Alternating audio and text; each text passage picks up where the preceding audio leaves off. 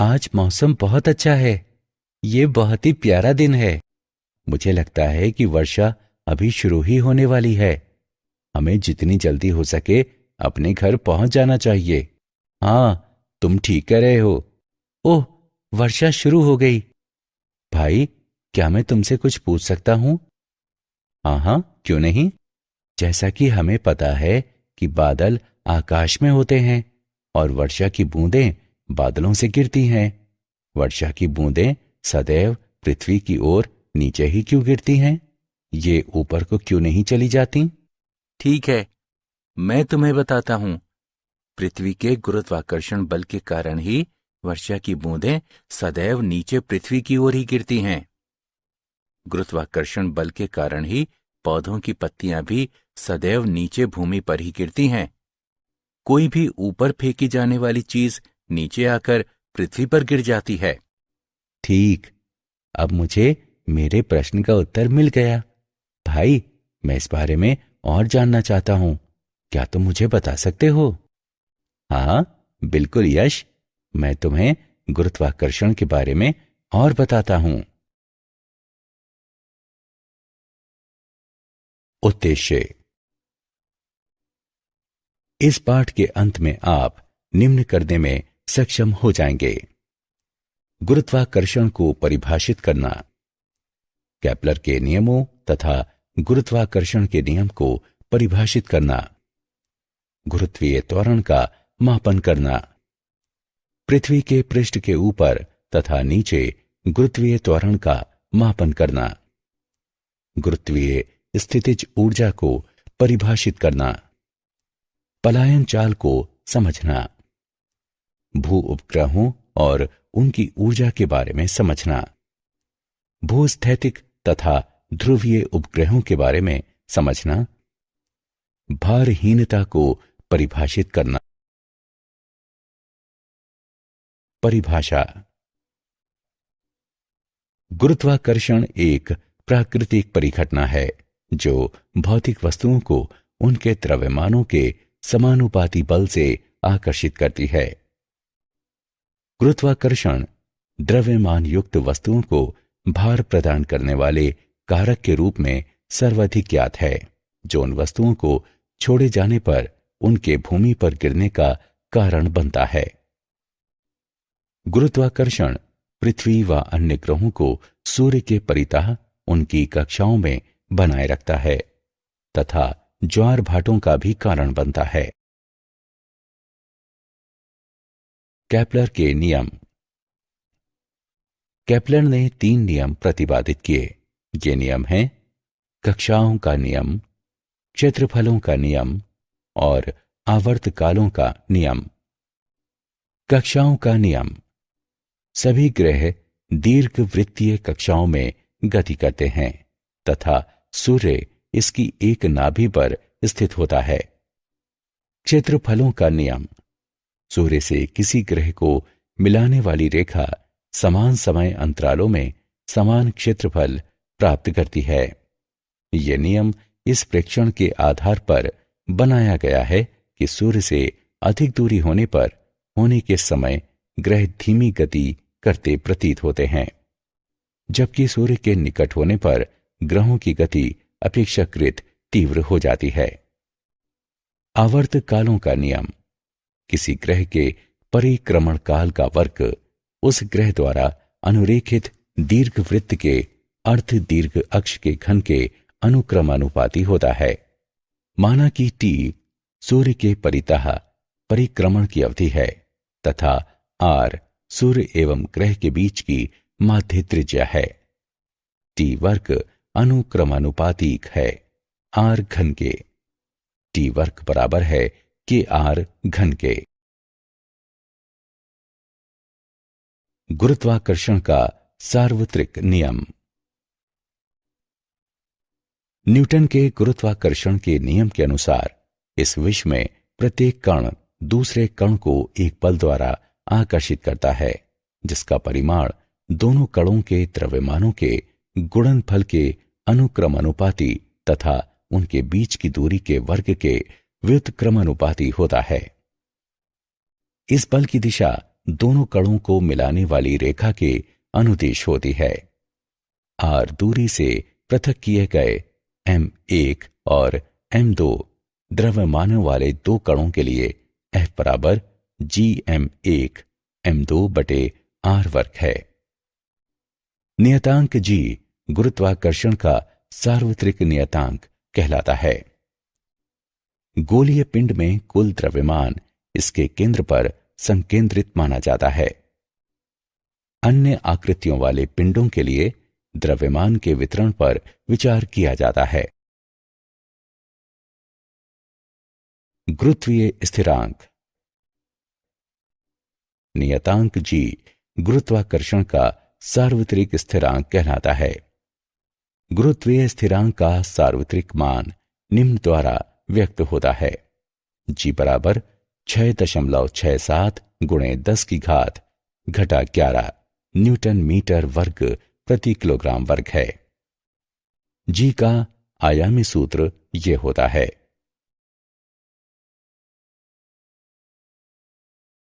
पृथ्वी का गुरुत्वीय त्वरण। जब एक वस्तु पृथ्वी पर होती है जबकि दूसरी वस्तु इसके पृष्ठ पर या इसके निकट होती है, तो पृथ्वी द्वारा अन्य वस्तु पर लगाया जाने वाला आकर्षण का बल गुरुत्वीय बल कहलाता है। अतः वो बल जिसके द्वारा पृथ्वी किसी वस्तु को अपने केंद्र की ओर आकर्षित करती है, तो ये गुरुत्व कहलाता है। पृथ्वी के पृष्ठ पर रखी m द्रव्यमान की कोई वस्तु एक बल का अनुभव करती है, जिसे निम्न रूप में व्यक्त किया जाता है, जहां me द्रव्यमान तथा re पृथ्वी की त्रिज्या है।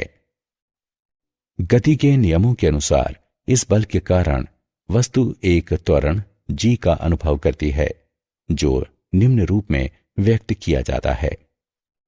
स्मॉल g बराबर कैपिटल G गुणे me बटे re वर्ग।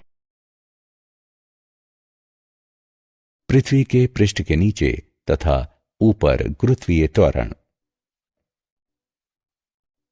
पृथ्वी के पृष्ठ पर g का मान एक स्थान से दूसरे स्थान पर परिवर्तित होता है, तथा जब हम पृथ्वी के पृष्ठ के ऊपर और नीचे जाते हैं तो भी ये परिवर्तित होता है।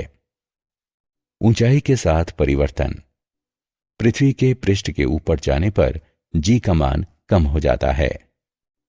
m द्रव्यमान की वस्तु को पृथ्वी के पृष्ठ के ऊपर h ऊंचाई तक उठाने पर गुरुत्वीय त्वरण निम्न होगा। g डैश बराबर g गुणे 1 माइनस 2h बटे r। गहराई के साथ परिवर्तन। जैसे जैसे हम पृथ्वी के पृष्ठ के अंदर जाते हैं, पृथ्वी का अपने केंद्र की ओर वस्तु को आकर्षित करने वाला द्रव्यमान घटता जाता है और इसलिए g का मान निरंतर घटता है। पृथ्वी के पृष्ठ के नीचे h दूरी पर एक वस्तु m के लिए गुरुत्वीय त्वरण निम्न होगा। g डैश बराबर g गुणे 1 माइनस 2h बटे re। गुरुत्वीय स्थितिज ऊर्जा। गुरुत्वीय क्षेत्र में एक बिंदु पर गुरुत्वीय स्थितिज ऊर्जा एक इकाई द्रव्यमान को अनंत से उस बिंदु पर लाने के लिए किए गए कार्य की मात्रा होती है। जब m द्रव्यमान को अन्य द्रव्यमान m के गुरुत्वीय क्षेत्र में एक स्थिति से अन्य स्थिति में इससे दूर हटाया जाता है, तो m और m के बीच गुरुत्वाकर्षण बल के विरुद्ध बाह्य बल द्वारा कुछ कार्य किया जाता है। किया गया कार्य m द्रव्यमान से इसकी गुरुत्वीय स्थितिज ऊर्जा के रूप में जुड़ जाता है। अतः किसी बिंदु पर m द्रव्यमान की गुरुत्वीय स्थितिज ऊर्जा उस बिंदु पर गुरुत्वीय स्थितिज ऊर्जा तथा m द्रव्यमान के गुणनफल के बराबर होती है। पलायन चाल। क्या हम किसी वस्तु को इतने अधिक आरंभिक वेग से फेंक सकते हैं कि ये वापस पृथ्वी पर ना गिरे? हाँ, यदि हम किसी वस्तु को पलायन चाल से फेंकें तो ये वापस पृथ्वी पर नहीं गिरेगी। पलायन चाल वो न्यूनतम चाल होती है जिससे पृथ्वी के पृष्ठ से प्रक्षेपित की गई कोई वस्तु पृथ्वी के गुरुत्वीय क्षेत्र से बाहर निकल जाती है। पृथ्वी के लिए पलायन चाल v बराबर 11.2 किलोमीटर प्रति सेकंड है। चंद्रमा के लिए पलायन चाल v बराबर 2.3 किलोमीटर प्रति सेकंड है। यही कारण है कि चंद्रमा पर कोई वायुमंडल नहीं है। यदि चंद्रमा के पृष्ठ पर गैसीय अणु बने तो उनकी चाल 2.3 किलोमीटर प्रति सेकंड से अधिक होने के कारण वे चंद्रमा के गुरुत्वीय क्षेत्र से बाहर पलायन कर जाएंगे। उदाहरण। आइए पलायन चाल का एक उदाहरण देखें। चंद्रमा के पृष्ठ पर पलायन चाल की गणना करें। चंद्रमा का द्रव्यमान, चंद्रमा की त्रिज्या और जी का मान दिए गए हैं। आइए इसका हल देखें। दिया है चंद्रमा की त्रिज्या r बराबर 1.7 गुणे 10 की घात 6 मीटर। चंद्रमा का द्रव्यमान m बराबर 7.35 गुणे 10 की घात 22 किलोग्राम। पलायन चाल बराबर √2gr। जी का मान रखने पर हम पाते हैं कि पलायन चाल बराबर √2gm/r। मानों को प्रतिस्थापित करने पर हम पाते हैं कि पलायन चाल बराबर 2.4 गुणे 10 की घात 3 मीटर प्रति सेकंड। भू उपग्रह। भू उपग्रह वे वस्तुएं हैं जो पृथ्वी के परितः परिक्रमा करती हैं। इनकी गति ग्रहों की सूर्य के परितः गतियों के बहुत समान होती हैं और इसलिए केपलर के ग्रहीय गतियों के नियम इन पर भी समान रूप से लागू होते हैं। पृथ्वी के परितः प्रत्येक उपग्रह की कक्षा या तो वृत्तीय होती है या दीर्घवृत्तीय। चंद्रमा पृथ्वी का एकमात्र प्राकृतिक उपग्रह है जिसकी कक्षा लगभग वृत्तीय है और जिसका आवर्तकाल लगभग 27.3 दिनों का है। कृत्रिम उपग्रह ऐसी वस्तु होती है जो कक्षा में मानवीय प्रयास से स्थापित की जाती है। कृत्रिम उपग्रहों के निम्न उपयोग हैं। ऊपरी वायुमंडल का अध्ययन करना, मौसम का पूर्वानुमान करना, अंतरिक्षीय विकिरण और सौर विकिरणों का अध्ययन करना, पृथ्वी की आकृति का अध्ययन करना तथा पृथ्वी की ऊपरी परत में खनिज पदार्थों और जल की उपस्थिति की खोज करना, उल्का पिंडों का अध्ययन करना और रेडियो, टेलीविजन तथा टेलीफोन के सिग्नलों को प्राप्त और संप्रेषित करना। एक कक्षीय उपग्रह की ऊर्जा। वृत्तीय कक्षा में पृथ्वी का चक्कर काटने वाले उपग्रह में गतिज तथा स्थितिज ऊर्जा होती है। चूंकि ये पृथ्वी के गुरुत्वीय क्षेत्र में होता है इसलिए इसकी स्थितिज ऊर्जा U बराबर -GMEM/RE होती है, जहां M उपग्रह का द्रव्यमान है। उपग्रह की गतिज ऊर्जा K बराबर 1/2 mv0 वर्ग होती है, जहां v0 कक्षा में इसकी चाल है।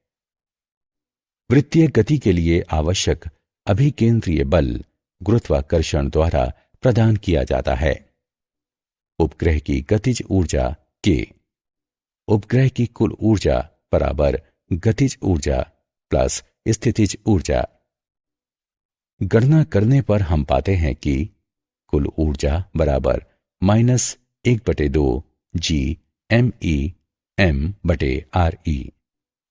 चूंकि उपग्रह की कुल ऊर्जा ऋणात्मक होती है इसलिए ये पृथ्वी के परितः घूमता रहता है।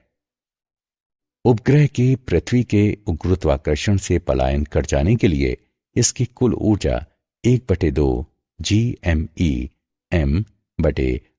होनी चाहिए, जिससे इसकी कुल ऊर्जा 0 हो जाती है। ये ऊर्जा उपग्रह की बंधन ऊर्जा कहलाती है। तुल्यकाली, भूस्थैतिक तथा ध्रुवीय उपग्रह। तुल्यकाली या भूस्थैतिक उपग्रह विषुवत के लगभग 22,223 मील ऊपर 24 घंटे में अपनी कक्षा में एक चक्कर पूरा करते हुए अपनी अवस्थिति बनाए रखते हैं। एक ही क्षेत्र का विस्तृत पट्टी दृश्य मौसम वैज्ञानिकों को मौसम के प्रतिमानों की निगरानी करने, विश्लेषण करने और भविष्यवाणी करने में सहायता प्रदान करता है। हालांकि पृथ्वी के वायुमंडल को पूरी तरह से समझने के लिए संपूर्ण ग्रह की निगरानी की जानी आवश्यक होती है। ध्रुवीय उपग्रह ऐसे उपग्रह होते हैं जो उत्तरी और दक्षिणी ध्रुवों से गुजरती उत्तर दक्षिण कक्षा में पृथ्वी के परितः चक्कर लगाते हैं। ध्रुवीय उपग्रह विषुवत को एक दिन में कई बार पार करते हैं। ध्रुवीय उपग्रहों के एक युग्म का उपयोग करने से यह सुनिश्चित हो जाता है कि पृथ्वी के किसी भी भाग का मापन 6 घंटे से अधिक पुराना नहीं है। अवलोकित किया जाने वाला क्षेत्र संकीर्ण रहता है, लेकिन ये अत्यंत लाभकारी होता है। भारहीनता। हम जिस तल पर खड़े होते हैं उस पर अपने पैरों के द्वारा लगाया जाने वाला प्रतिक्रियात्मक बल के कारण भार का अनुभव करते हैं। यदि जिस तल पर हम खड़े हों वह तल समान त्वरण से गतिमान हो जाए तो हमारे द्वारा अनुभव किया जाने वाला भार भिन्न होगा। किसी लिफ्ट में नीचे आते समय हम सभी ऐसा ही अनुभव करते हैं। हालांकि यदि किसी नीचे आती लिफ्ट की रस्सियां टूट जाएं तो ये गुरुत्वीय बल के प्रभाव में स्वतंत्रतापूर्वक नीचे गिरेगी और लिफ्ट के प्लेटफॉर्म पर खड़े होने के दौरान हम किसी प्रतिक्रियात्मक बल का अनुभव नहीं करेंगे। अतः हम अनुभव करेंगे कि हमारा भार 0 हो गया है, या दूसरे शब्दों में हम भारहीनता का अनुभव करेंगे। किसी उपग्रह के अंदर बैठे व्यक्ति के लिए भी ऐसे ही स्थिति होती है। कृत्रिम उपग्रह स्वतंत्रतापूर्वक गिरती वस्तुओं के समान होते हैं। क्या आप जानते हैं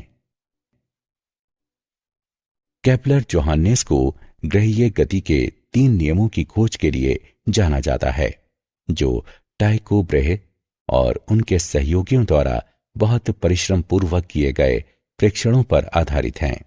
ये नियम सौर मंडल की व्यवस्था का वर्णन करते हैं। गुरुत्वीय बल अंतःक्षेपी माध्यम की प्रकृति से स्वतंत्र होता है।